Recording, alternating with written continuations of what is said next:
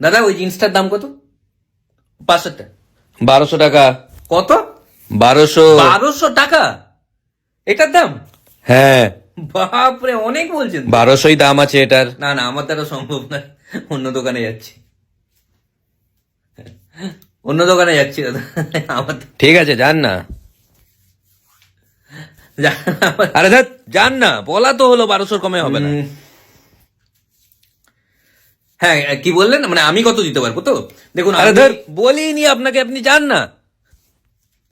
1000 টাকার বেশি দেবো না। আরে দাদা, আপনাকে বললাম তো দামটা, 1000-এ হবে না। ঠিক আছে, 1100। আরে যান না আপনি।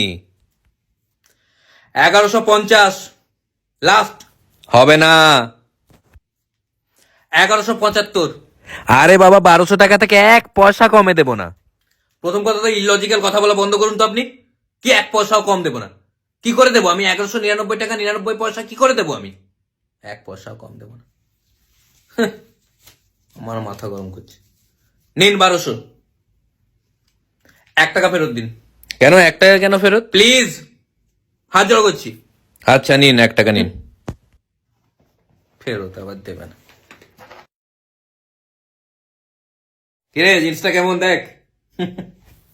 বাহ, কততে নিলি? 1200 টাকা বলছিল, যেমন বলে। বার্গেনিং করে 1199 টাকায় ছিনিয়ে নিলাম।